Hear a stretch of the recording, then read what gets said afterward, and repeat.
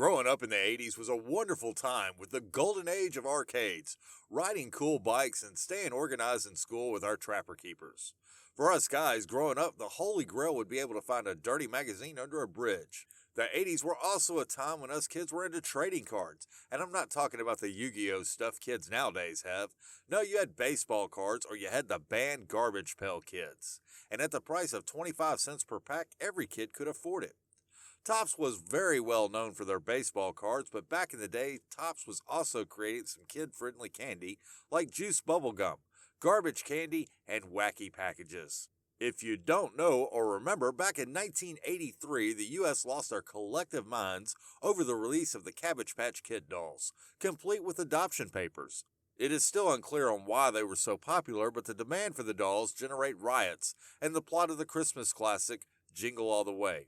Cartoonist and consultant Art Spiegelman for the Topps Company came up with the Garbage Pail Kid concept and was going to release it as a sticker in the 1985 Wacky Package sticker. But Topps pumped the brakes and said this was way too good for that, and it was good enough for a separate spin-off series. And boy, were they right. The original cards were drawn by artist John Pound, but after the initial success, several more artists were brought into the mix to help create some of the great classics like Stuck Chuck, Boozin' Bruce, and the popular Atom Bomb. And a bomb is exactly what Topps detonated with the release of the Garbage Pail Kids. It was such a huge success that most schools in the U.S. banned the cards, and they were also banned from being imported to Australia. And even to this day, it's against the law to export or import any Garbage Pail Kids in Mexico. I can only imagine being put in a Mexican jail for having a Harry Mary bubblegum card. An international ban were not the only problems Topps had with these cards, because original Appalachian Artworks, the right holders of the Cabbage Patch Kids, sued Topps for trademark infringement.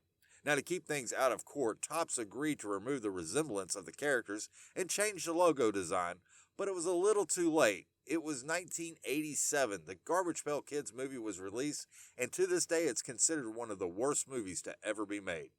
Production of the cards continued through the end of 1988, and after that, the series was canceled. The series has tried to make a comeback since 2003, and again in 2015 for the 30th anniversary. And even now, you can get in on the latest card pack, where you can pick up Spewin' Sigourney and the Ghostbuster. It has been almost 40 years since I've seen my first Garbage Pail Kid card, and I have to say, I still chuckle every time I see one. Did you have Garbage Pail Kids, juice gum, and smoke candy cigarettes? Let me know in the comments. Thanks for watching, and as always, I want to see you on the leaderboards.